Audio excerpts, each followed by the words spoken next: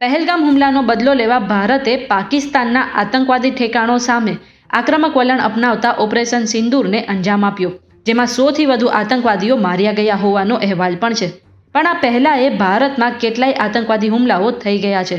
જેમ કે વર્ષ 2001માં સંસદ પર હુમલો થયો હતો, જેમાં 9 લોકો માર્યા ગયા હતા અને 18 ઘાયલ થયા હતા.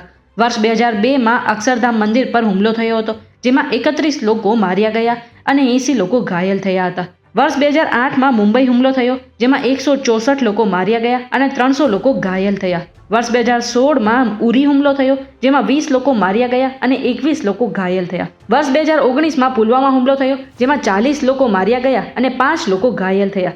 તો 2025માં પહેલગામ હુમલો થયો હતો, જેમાં 26 લોકો માર્યા ગયા અને 17 લોકો ઘાયલ થયા હતા.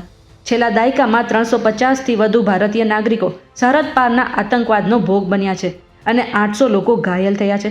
તો બીજી તરફ આતંકવાદના ત્રાસથી રાષ્ટ્રનું રક્ષણ કરતી વખતે 600થી વધુ સુરક્ષા કર્મચારીઓએ પોતાનું જીવનનું બલિદાન આપ્યું છે અને 1400થી વધુ લોકો ઘાયલ થયા છે. પણ હવે ભારતે આ એર સ્ટ્રાઇક કરીને કહી દીધું છે કે હવે અમે આનાથી વધારે આતંકવાદને નહીં સહન કરીએ. ત્યારે આ બાબતે તમે શું વિચારો છો એ અમને કમેન્ટ કરીને જરૂરથી જણાવી દેજો.